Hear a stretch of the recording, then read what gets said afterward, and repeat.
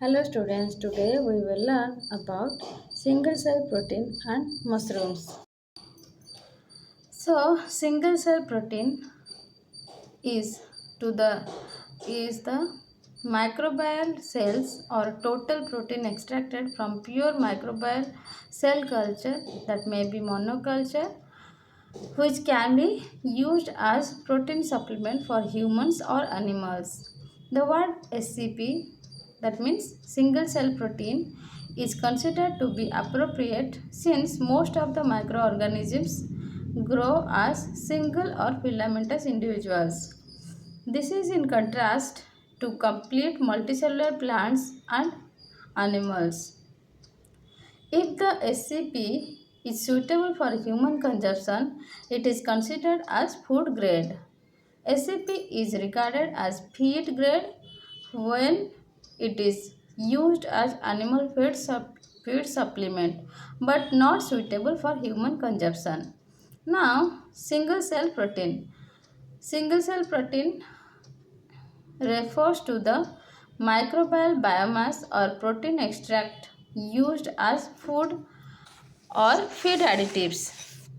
Besides high protein content, about 60 to 80% of dry cell weight, SCP also contains fats, carbohydrates, nucleic acids, vitamins and minerals.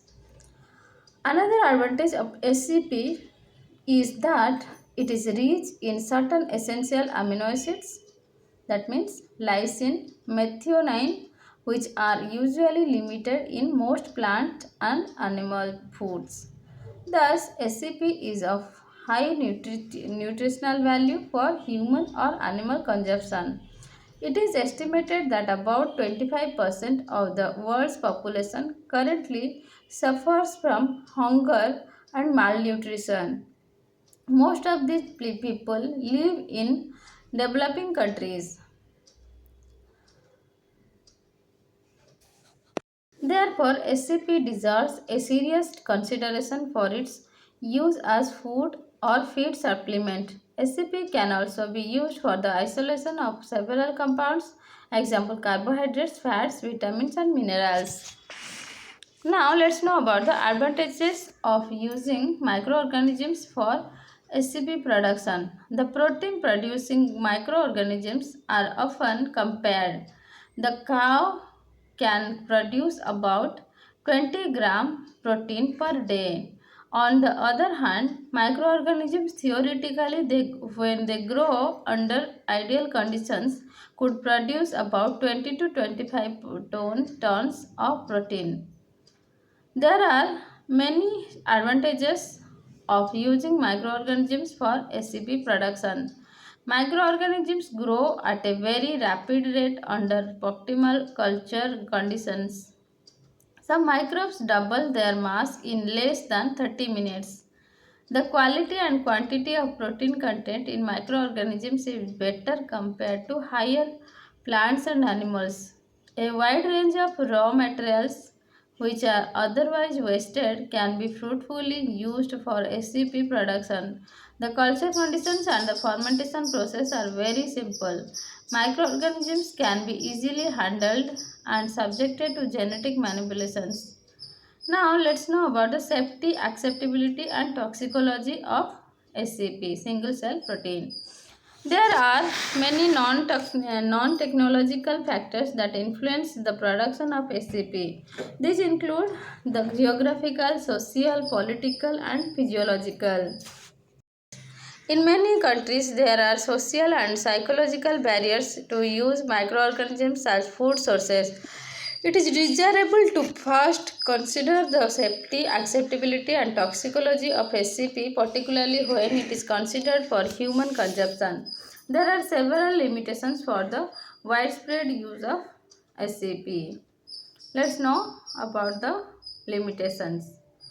First is the nucleic acid content of microbial biomass is very high.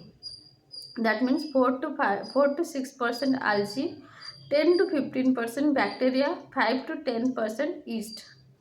This is highly hazardous since humans have a limited capacity to degrade nucleic acids.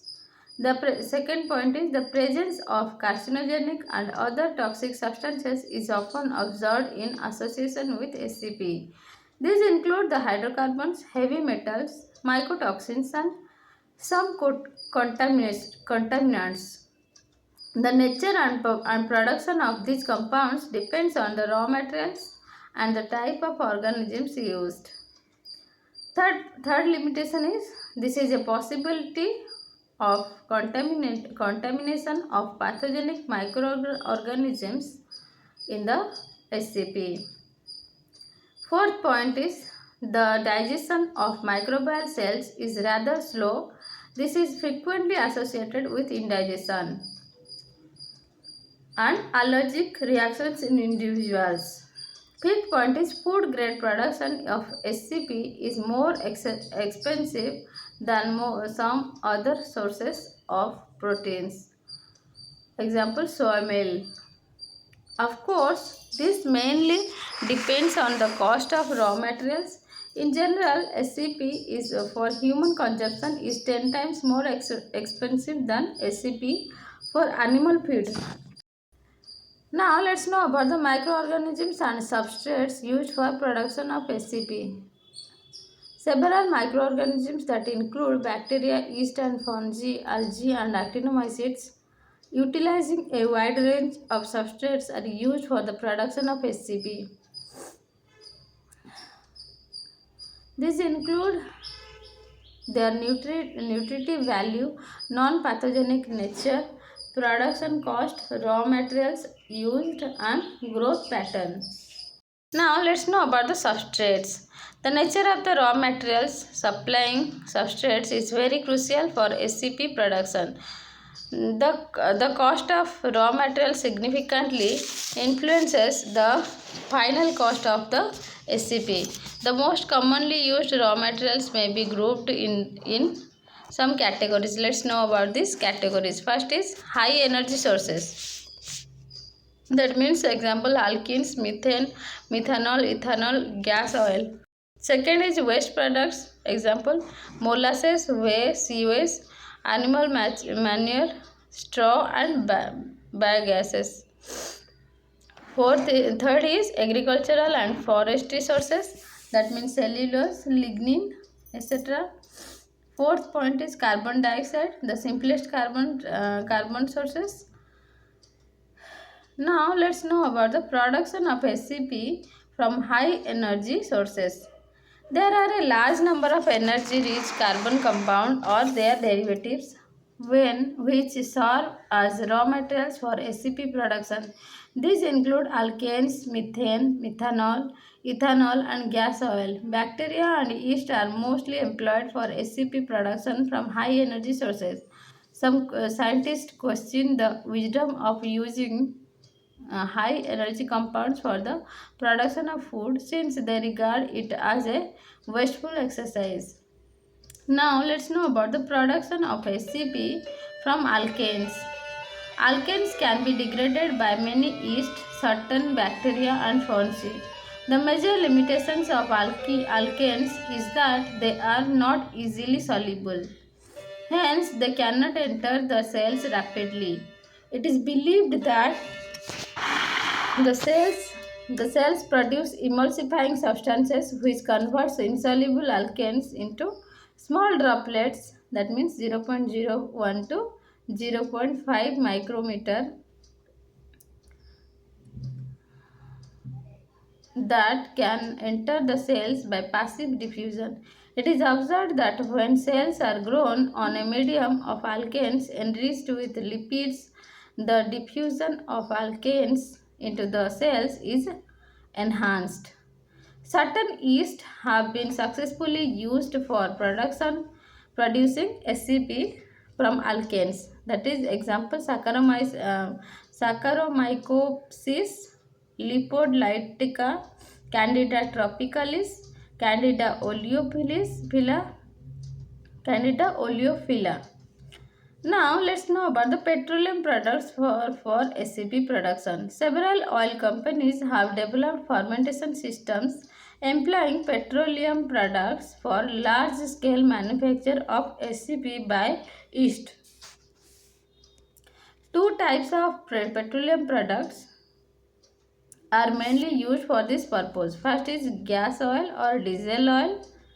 Let's know about this. Gas oil or diesel oil containing 10 to 25% of alkane with carbon length C15, carbon 15 to carbon 30, that is long chain alkane. And second is short chain alkane with carbon length in range of C10 to C17, carbon 10 to carbon 17, isolated from gas oil by use of molecular sieve. Airlift bioreactor system with continuous operation was once used, that is in France and Britain, to produce SCP from gas oil employing the organism Saccharomycopsis lipolytica, but this is now discontinued for political reasons. Now let's know about the degradation of alkanes.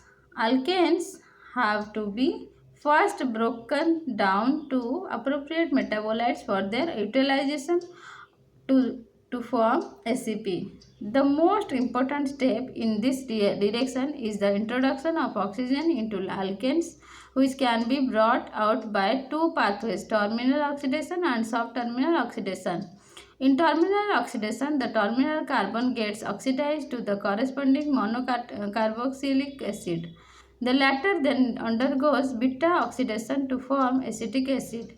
In some microorganisms, the oxidation may occur in both the terminal carbon atoms by a process referred to the omega oxidation to form a dicarboxylic acid. This can be further broken down to acetate and succinate by beta oxidation. Terminal oxidation is the predominant pathway occurring in majority of yeast and bacteria. Now let's know about subterminal oxidation. Subterminal oxidation involves the oxidation of terminal carbon atoms, any carbon other than terminal, that is C, carbon 2, carbon 3, carbon 4 and so on. The corresponding ketone produced undergoes alpha oxidation, decarboxylation and finally beta oxidation to form acetate and propionate. The individual enzymes responsible for terminal oxidation or subterminal oxidation have not been fully identified. Now let's know about the limitations of SCP production from alkanes. The production of SCP from alkanes is a very complex biotechnological process and has to be extensively studied. The major drawback of alkanes as substrates is the formation of carcinogens along with SCP, which are highly harmful. For this reason, many countries have discontinued alkane-based production of SCP. Now, let's know about the production of SCP from methane. Methane is the chief constituent of natural gas in any regions. Although methane can be isolated in pure gas form, it can be liquefied. The handling and transportation of methane are very difficult and expensive. Certain bacteria that can utilize methane for SCP production have been identified. Example, Methylococcus capsulatus, Methylomonas methanica, Methylvibrio soingine. So far, yeast that can utilize methane have not been identified. The bacterial enzyme methane oxygenase oxidizes methane to methanol, which can be converted to formaldehyde and then to formic acid. Although methane was extensively researched for its use as a source of SCP, it is not widely used due to technical difficulties. Now let's know about production of SCP from methanol. Methanol is a good substrate for producing SCP. Methanol as a carbon source for SCP has several advantages over alkane and methane. Methanol is easily soluble in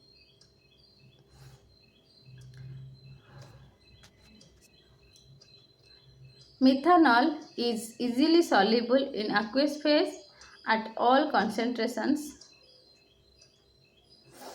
and no residue to its remains in the harvested biomass. Technically, methanol can be easily handled. The sources for methanol are natural gas, coal, oil, and methane. Many species of bacteria, that is Methylobacter, Arthrobacter, Bacillus pseudomonas vibrio, yeast, that is Candida biodini, Hansenula species, Torulopsis species, and fungi Trichoderma lignorum, Gliocladium delinquensis are capable of producing SCP from methanol. Bacteria are mostly preferred because they require simple fermentation conditions, grow rapidly, and process high content of protein. Now let's know about oxidation of methanol. Methanol gets oxidized to formaldehyde, then to formic acid, and finally to carbon dioxide.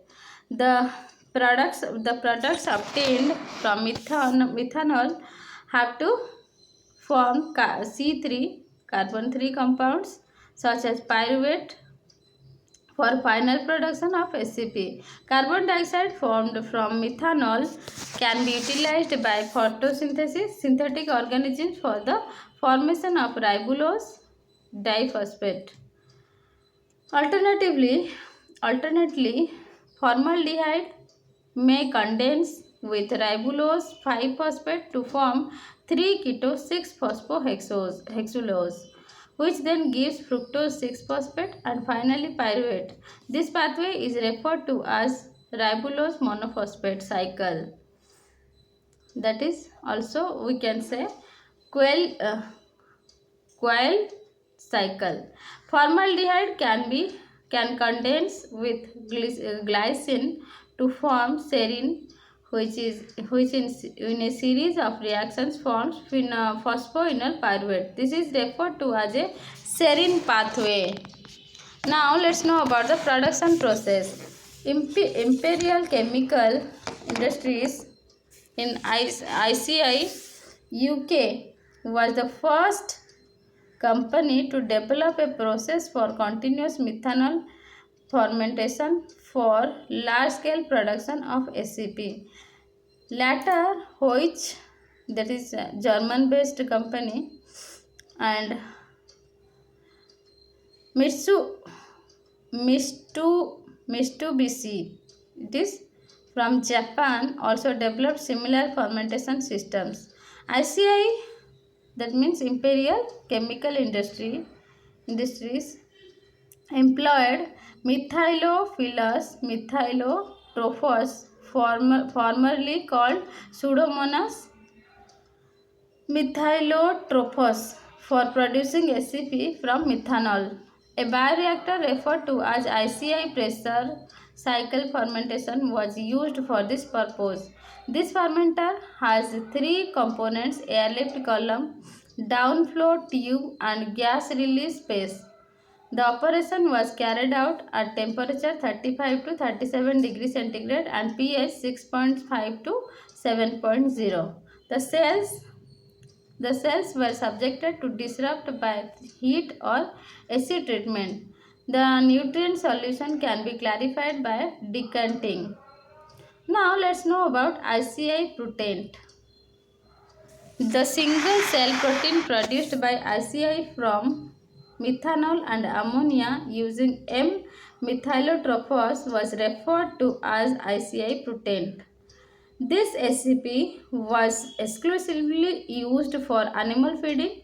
ICI invested a huge amount, that is around $40 million in 1979, and installed a continuous culture system for SCP production. This was the world's largest continuous airlift fermenter. Unfortunately, the plant could not be operated for long due to economic reasons. For instance, in 1984, the cost of soy meal was around $125 to $200 per ton, while ICI butane was sold at $600 per ton. This is mainly because of high cost of methanol, which represents approximately half of the production cost expenses. In the Middle East, due to high availability and low cost of methanol, the production of SCP appears to be attractive. In the erstwhile Russia, there were several plants producing SCP from methanol which were later closed. Now let's know about genetic engineering for improved SCP production from methanol. The efficiency of SCP production has been improved by using genetic engineering. The assimilation of ammonia by M-methylotrophos is an essential step for cellular growth. This organism lacks glutamate dehydrogenase. It possesses glutamine synthase and glutamine ketoglutarate transminase to utilize ammonia for the formation of glutamate. This is an energy ATP dependent reaction by employing recombinant DNA technology. The gene for the enzyme glutamate dehydrogenase from E. coli was cloned and expressed in M. methylotrophos. These genetically transformed organisms were more efficient in assimilating ammonia. They could grow rapidly and convert more methanol to SCP. However, the overall increase in the production of SCP did not exceed 10%. Now let's know about the production of SCP from ethanol. Ethanol is a good substrate for the production of SCP for human consumption, that is feed grade SCP. However, this process it is such such such is not economically feasible. However, several factors, local raw materials, innovative fermentation technology, political decisions, and foreign trade balances influence production of SCP. It may not be surprised if large-scale production of SCP commences on one day from ethanol for a variety of reasons. Now let's know about the production of SCP from waste. There are several materials that serve no useful purpose and they are collectively referred to as waste. Example: molasses, whey, animal manure, sewage, straw, dead waste. These waste products formed in various industries and other biological processes largely contribute to environmental pollution. There are contribute to environmental pollution. There are several advantages of utilizing waste for the production of SCP. These include the conversion of low-cost organic waste to useful products and reduction in environmental pollution. However, has been very limited success for the large-scale production of SCP from waste. This is mainly because of the transportation cost and technical difficulties. The technology adopted and the organism employed for SCP production depends on the waste being used as substrate. The Saccharomyces cerevisiae is used for molasses, Veromyces fragilis for cheese whey. Now let's know about Simba process. Simba process is a novel technology developed in Sweden to produce SCP by utilizing starchy waste by employing two yeast, Endomycopsis fibuligira and Candida utilis. The Simba process is carried out in three phases. Phase 1, Phase 2, Phase 3. Phase 1 is the waste material. In Phase 1, what happens? The waste material containing starch is sterilized by passing through a heat enhancer. Phase 2. In Phase 2, what happens? The sterilized material is passed through two bioreactors. The first reactor contains E. fibuligira, which hydrolyzes starch. When this hydrolysate is passed to the second bioreactor, the organism C. utilis grows to form biomass. Now let's know about phase 3. The microbial biomass can be separated by centrifugation. The samples of SCP can be dried, packaged and stored. Now let's know about the application of Simba product. The yeast biomass produced in Simba process is of good nutritive value. It is widely used as an animal feed for pigs, calves and chicken. The animals grow quite well and no adverse effects have been reported. Now let's know about Pekilo. This is a fungal protein rich product. Ephilamentous fungus Phycillomyces varioti with good fibrous structure was used for the production of Pekilo.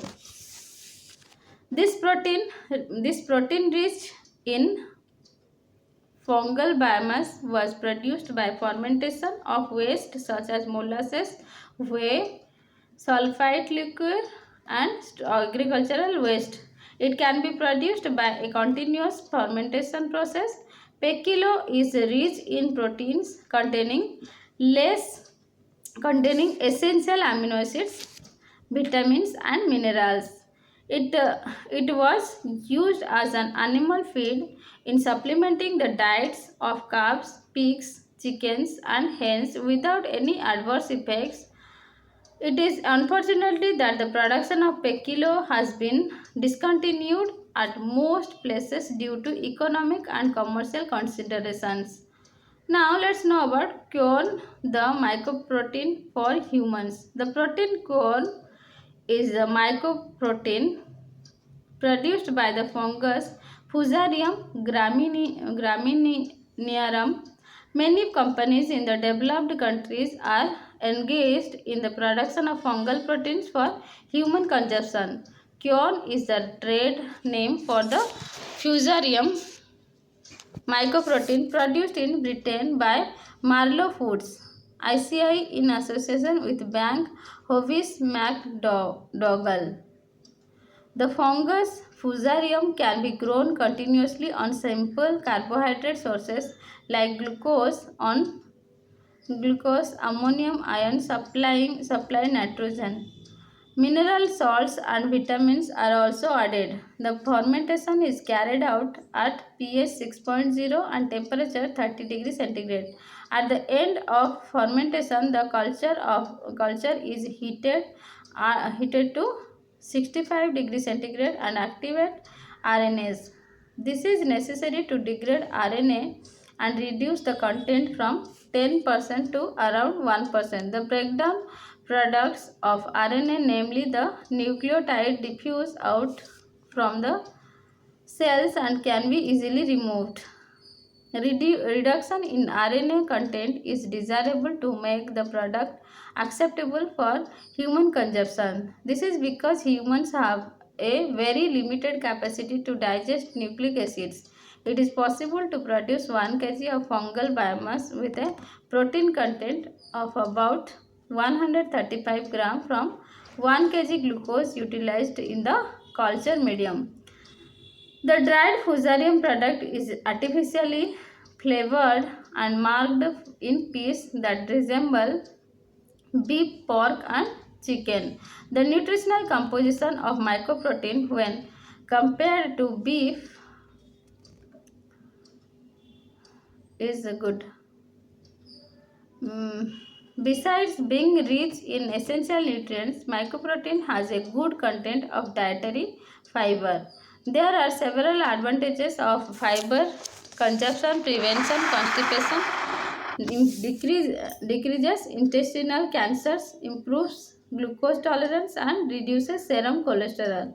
Now let's know about the production of SCP from wood. The natural waste wood sources containing cellulose, hemicellulose and lignin are natural sources attractive natural sources for the production of SCP. It is however essential to break down these cellulose compounds into fermentable sugars. For this purpose, extracellular cellulose can be used. Certain bacteria like Cellulomonas species and fungi Trichoderma species, Penicillium species are good sources for cellulose. Techniques for the production of cellulose have been well standardized from several organisms. The cost of production of cellulose is a critical factor in determining the ultimate production cost of SCP. In some instances, the cellulosic materials can be directly used for biomass production. The resultant SCP is used as animal feed. Now let's know about production of SCP from carbon dioxide. Certain algae grown in open ponds require only carbon dioxide as the carbon source. In the presence of sunlight, they can effectively carry out photosynthesis and produce SCP. The example of these algae are cholera species, Cnidarius desmus species, and Spirulina species. Cholera is used as a protein and chlorella is used as a protein and vitamin supplement for enriching ice creams, breads, and yogurts in some countries. In some parts of the world, the algae in ponds are used for the removal of organic pollutants. The resultant algae biomass can be harvested, dried, and powdered. Algae SCP are very useful as animal supplements. Now let's know about the nutritive value of Spirulina SCP. Traditionally, Spirulina species have been eaten by people in some parts of Africa and Mexico.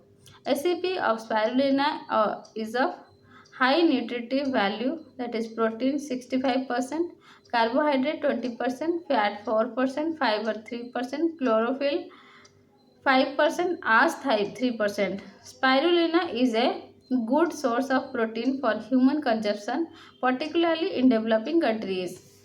Now, let's know about the production of SCP from sewage. Domestic sewage is normally used for large-scale production of methane, which in turn may be utilized for the production of SCP. The sewage obtained from industrial waste in cellulose processing, starch production, and food processing can be utilized for the production of SCP. The organism Candida utilis is used to produce SCP by using effluent formed during the course of paper manufacture. Other microorganisms, namely Candida tropicalis, Phycillomyces variety, and are employed to use sulfite waste liquor for the production of SCP. Now let's know about the genetically engineered artificial protein as animal feed.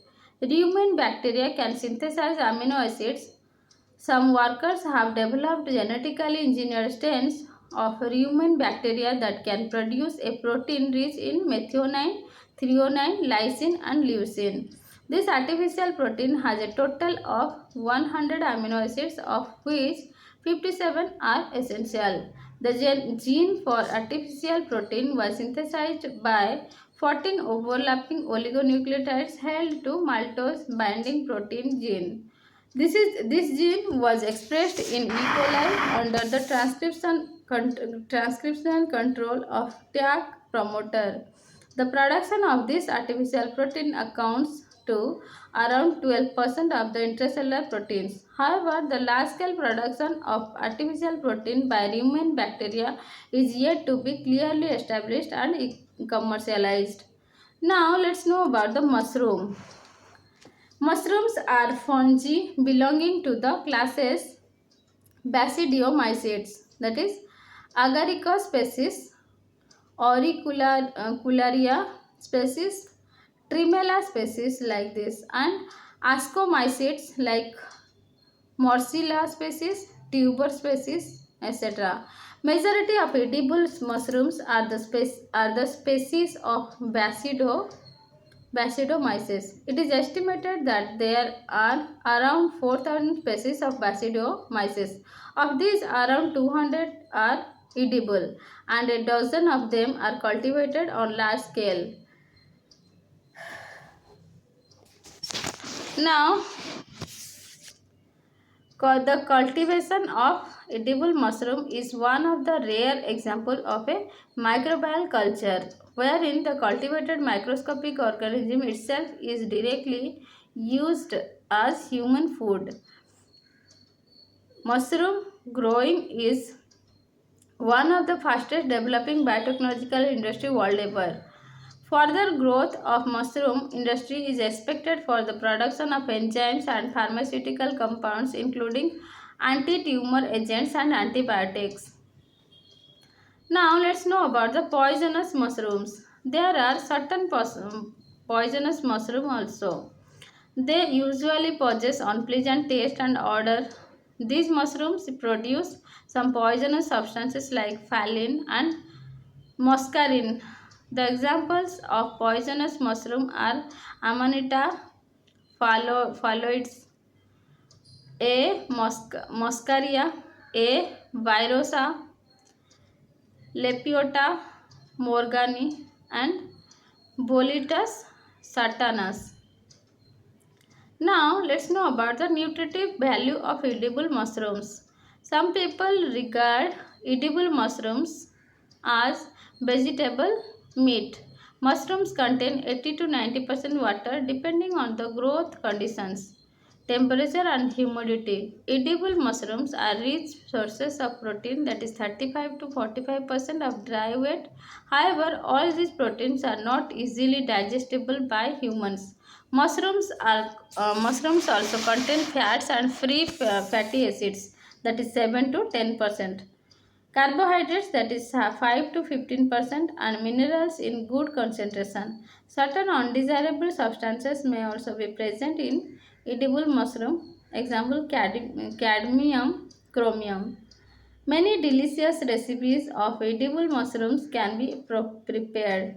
This actually depends on the dietary habits of the people. Some of the common recipes are mushroom soup, mushroom paneer, mushroom pulao, and mushroom omelette. Now let's know about the advantages of edible mushroom biotechnology. Mushrooms can be produced by utilizing cheap and often waste substrates, that is industrial and wood waste. Second is they are high nutritive value, being rich in protein, vitamins and minerals. Third is many delicious recipes can be prepared from mushrooms. Fourth is due to low carbohydrate content, consumption of mushrooms is advocated to diabetic patients. Now let's know about the production of edible mushrooms. Production is basically a fermentation process. This is mostly carried out by solid substrate fermentation. A wide range of substrate, that is straw, sawdust, compost, wooden logs, depending the organism can used. Mushroom production is a good example of low technology utilization in an otherwise sophisticated modern biotechnology. The most common edible mushroom cultivated world over, that may constitute about 20% world mushroom produce, is a white button mushroom, Agaricus bisporus. Lentinula edodes is the second most cultivated mushroom in the world. The substrate straw, compost, or horse manure can be used. The substrate selection depends on the local factors. The compost with desired formulation is prepared and sterilized. It is sprayed into the tray, which are then transferred to produce room and inoculated with spawn. Spawn is the term used for the mushroom inoculum containing spores and or small pieces of fruiting body. After inoculation means spawning, the culture is maintained at optimal growth conditions. The trays are regularly watered to maintain 70 to 80% humidity. The ideal temperature is about 15 degrees centigrade and pH about 7.0. It takes about 7 to 10 days for each crop of mushroom production. It is possible to have 3 to 4 crops. Before terminating the production process, the mushrooms can be harvested and marketed. Mushrooms have a very short life, that is 8 to 10, 12 hours, unless stored at low temperature or refrigerator, that is 2 to 5 degrees centigrade. Therefore, they should be immediately consumed, stored or canned. Now let's know about the variations in culturing mushrooms. The production of mushrooms is highly variable and mostly depends on the organism and the substrate used, besides several other local factors. There are distinct differences in the mushroom cultivation methods between different countries. For instance, garden and field cultivation methods are used in Europe, while in USA, cave and house cultivation technique are employed. Some mushrooms, example, Voliera species, Volira really, Riela species are suitable for cultivation in summer and rainy region, while others grow well in winter. That means winter grow mushrooms are Agaricus bisporus and Pleu- Pleurotus species. It is, however, possible to grow these mushrooms anytime in a year with appropriate temperature and humidity control arrangements. I have finished this chapter. Any questions regarding this, you can ask me in the comment box. And subscribe my channel to know more updates about biotechnological topics. Thank you.